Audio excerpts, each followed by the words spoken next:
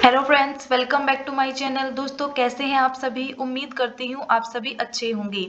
दोस्तों, आज हम लेकर आए हैं सीटेट सीडीपी की क्लास 9। दोस्तों, इससे पहले हम सीडीपी की 8 क्लासेस कर चुके हैं। अगर आपने अभी तक वो क्लासेस नहीं देखी है तो आप हमारे चैनल पर जाकर जरूर देखिएगा। सभी क्लासेस का लिंक आपको डिस्क्रिप्शन बॉक्स में भी मिल जाएगा। दोस्तों, आज हम बात करेंगे समाजीकरण से संबंधित प्रश्नों के बारे में। तो देखिए दोस्तों, पिछली 2 क्लासेस में हमने समाजीकरण को बहुत ही डिटेल में समझा है। अगर आपने अभी तक वो क्लास नहीं देखी है तो आप उन क्लासेस को जरूर देखिएगा। तो चलिए दोस्तों, आज की क्लास को स्टार्ट करते हैं। आज का हमारा पहला क्वेश्चन है, समाजीकरण की प्रक्रिया में शिक्षक का उत्तरदायित्व है। फर्स्ट ऑप्शन है समाजीकरण वातावरण का निर्माण। सेकंड ऑप्शन है सामूहिक कार्यों का प्रोत्साहन। थर्ड ऑप्शन है सांस्कृतिक कार्यों का प्रोत्साहन। फोर्थ ऑप्शन है उपयुक्त सभी। तो देखिए, अगर हम फर्स्ट ऑप्शन की बात करें तो सामाजिक वातावरण का निर्माण, तो देखिए ये ऑप्शन हमारा बिल्कुल सही है, क्योंकि शिक्षक कक्षा का एक ऐसा माहौल बनाते हैं जो सामाजिक संपर्क, सहयोग और सामाजिक कौशल के विकास के लिए अनुकूल हो, जिससे छात्रों के बीच सम्मानजनक संचार और सहयोग के लिए मानदंड स्थापित हो। यानी कि शिक्षक कक्षा में एक ऐसा माहौल बनाते हैं जिससे बच्चों में सहयोग की भावना का विकास हो, जिससे बच्चे आपस में अंतःक्रिया करके सीख सके। अगला ऑप्शन की बात करते हैं सामूहिक कार्यों का प्रोत्साहन। तो देखिए, शिक्षक अक्सर ऐसी सामूहिक गतिविधियां, परियोजनाओं का आयोजन करते हैं जो छात्रों को एक साथ काम करने, विचार साझा करने और सहयोग करने के लिए प्रोत्साहित करती है। तो ये सभी गतिविधियां छात्रों को ये सीखने में मदद करती हैं कि समुदाय के भीतर प्रभावी ढंग से कार्य किस प्रकार से किया जाता है। ये सेकंड ऑप्शन हमारा बिल्कुल सही हो जाता है। थर्ड ऑप्शन की बात करें तो सांस्कृतिक कार्यों का प्रोत्साहन। तो देखिए, शिक्षक छात्रों को समाज के भीतर विभिन्न संस्कृतियों और परंपराओं को समझने में उनकी मदद करते हैं। बच्चों को ऐसी सांस्कृतिक गतिविधियां और समारोह और विविध दृष्टिकोणों का परिचय देते हैं, जिससे बालक में जागरूकता और सहिष्णुता को बढ़ावा मिलता है। यानी कि हमारा ऑप्शन नंबर थर्ड भी सही हो जाएगा। तो देखिए, इस क्वेश्चन का राइट ऑप्शन हो जाएगा ऑप्शन नंबर 4, उपयुक्त सभी। अगला क्वेश्चन है, निम्नलिखित में से कौन सी प्रमुख समाजीकरण संस्थाएं हैं? फर्स्ट ऑप्शन है समुदाय, सेकंड ऑप्शन है परिवार, थर्ड ऑप्शन है समान समूह, फोर्थ ऑप्शन है औपचारिक शैक्षणिक संस्थान। तो देखिए, अगर हम फर्स्ट ऑप्शन की बात करें समुदाय, जब बालक समूह में कार्य करता है तो बालक में सहयोग की भावना का विकास होता है। बालक एक दूसरे से अंतःक्रिया करके सीखते हैं, जिससे बालक का समाजीकरण होता है। तो देखिए, फर्स्ट ऑप्शन भी सही हो जाएगा।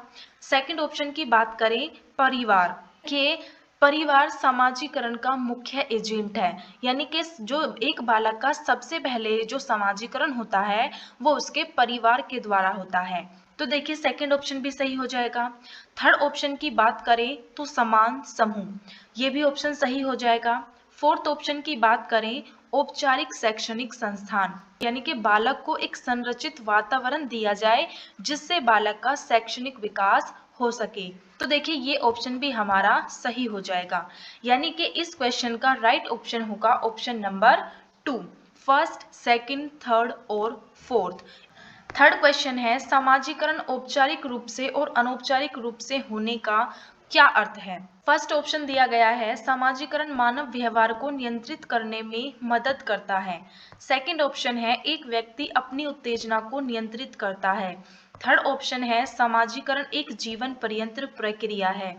फोर्थ ऑप्शन है समाजीकरण स्कूलों और परिवारों में प्रत्यक्ष निर्देश के माध्यम से होता है। सबसे पहले हम समझ लेते हैं औपचारिक क्या होता है और अनौपचारिक क्या होता है।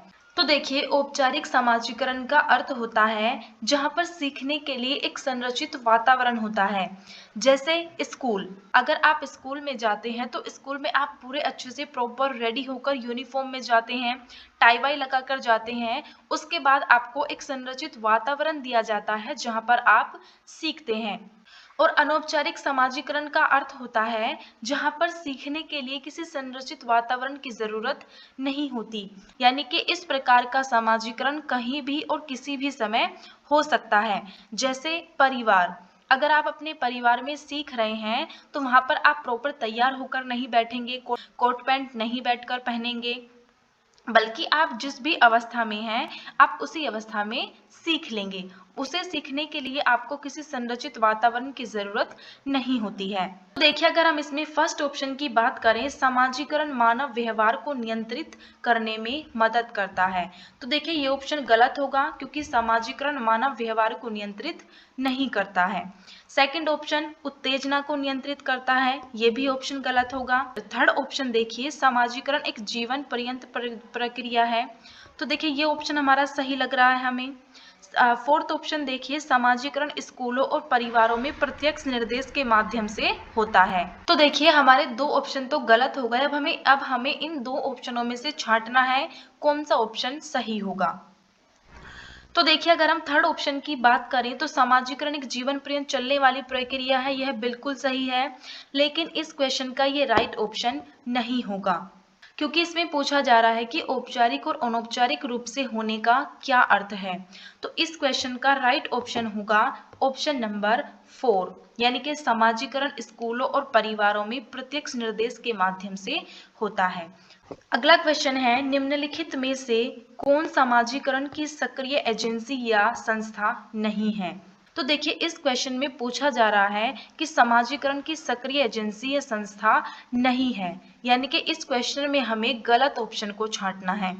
तो देखिए फर्स्ट ऑप्शन है परिवार, सेकंड ऑप्शन है विद्यालय, थर्ड ऑप्शन है रेलवे स्टेशन, फोर्थ ऑप्शन है धार्मिक संस्था। फर्स्ट ऑप्शन की बात करें तो परिवार को समाजीकरण की प्राथमिक और सबसे प्रभावशाली एजेंसी माना जाता है, क्योंकि परिवार एक ऐसी संस्था है जहां पर सबसे पहले बच्चे का समाजीकरण होता है, यानी कि बच्चे सबसे पहले सामाजिक मानदंडों, मूल्यों और व्यवहारों के बारे में सीखते हैं, साथ ही स्वयं की पहचान करने की भावना का भी विकास होता है।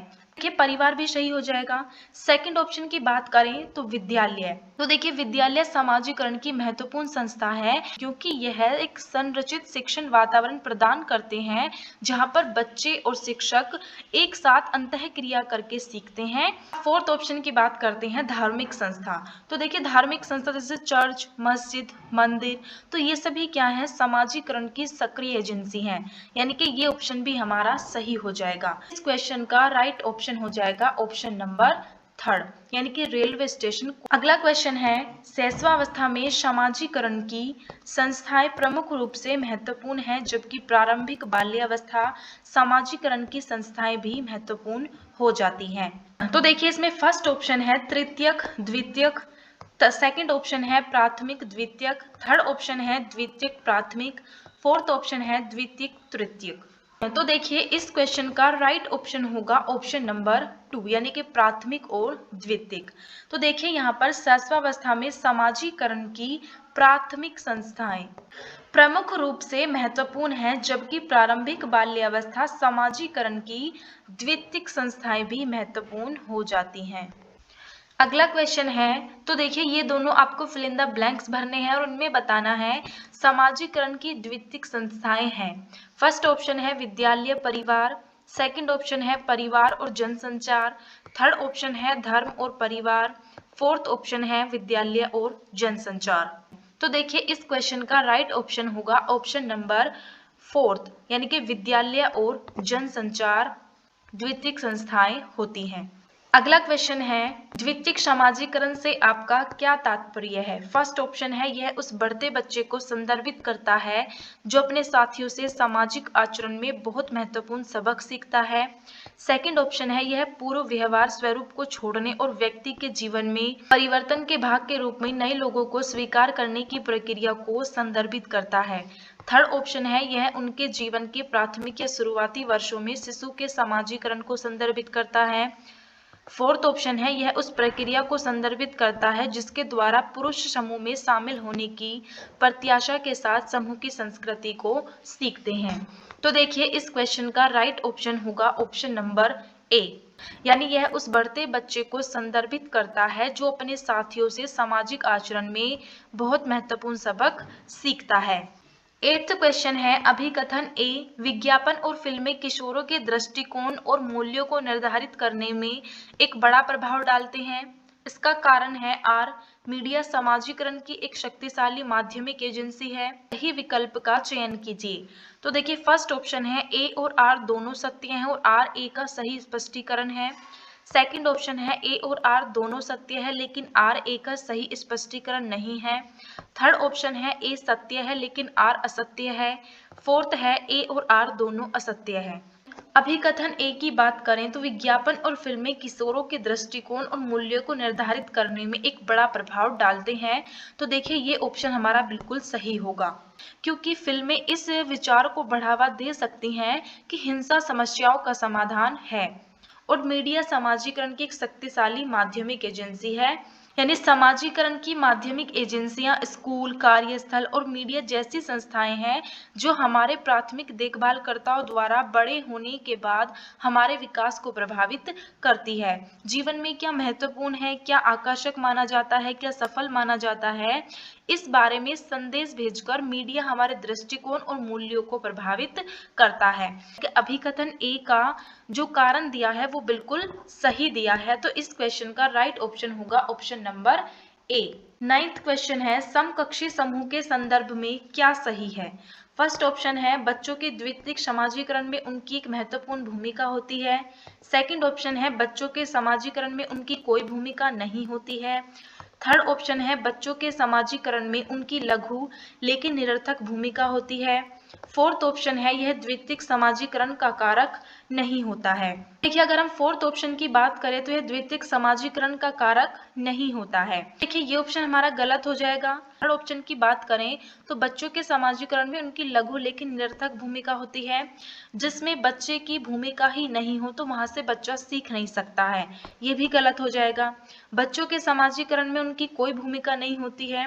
अगर बच्चों के समाजीकरण में बच्चों की ही भूमिका नहीं होगी तो समाजीकरण किसका होगा फिर, तो ये भी गलत हो जाएगा। यानी कि इस क्वेश्चन का राइट ऑप्शन हो जाएगा ऑप्शन नंबर फर्स्ट, बच्चों के द्वितीयक समाजीकरण में उनकी एक महत्वपूर्ण भूमिका होती है। तो देखिए आज का हमारा लास्ट और 10th क्वेश्चन है निम्नलिखित में से कौन बच्चे के समाजीकरण में भूमिका नहीं निभाता है। ये फर्स्ट ऑप्शन है विद्यालय, सेकंड ऑप्शन है परिवार, थर्ड ऑप्शन है भौतिक आधारभूत संरचना, फोर्थ ऑप्शन है मीडिया। इस क्वेश्चन का आंसर होगा ऑप्शन नंबर थर्ड, भौतिक आधारभूत संरचना। आई होप दोस्तों आपको ये क्लास पसंद आई होगी, तो प्लीज़ दोस्तों वीडियो को लाइक कीजिएगा और अपने सभी फ्रेंड्स के साथ शेयर कीजिएगा। दोस्तों हम अपने चैनल लेट्स स्ट्राइव पर सीटेट की बिल्कुल फ्री में प्रिपरेशन करा रहे हैं, साथ में आपको PYQ भी कराए जा रहे हैं। अगर आप सीटेट की बिल्कुल फ्री में प्रिपरेशन करना चाहते हैं तो दोस्तों आप हमारे चैनल लेट्स स्ट्राइव को ज़रूर सब्सक्राइब कीजिएगा और बेल आइकन को प्रेस कीजिए ताकि आपके पास हर नोटिफिकेशन पहुँच सके। और अगर आप सभी क्लासेस के PDF चाहते हैं तो आप हमारे टेलीग्राम चैनल को ज़रूर ज्वाइन कीजिएगा। यहाँ पर आपको सभी क्लासेस के PDF बिल्कुल फ्री में मिलते हैं। तो चलिए दोस्तों आज की क्लास को यहीं समाप्त करते हैं और बहुत जल्द एक नए टॉपिक के साथ अगली क्लास में मिलते हैं।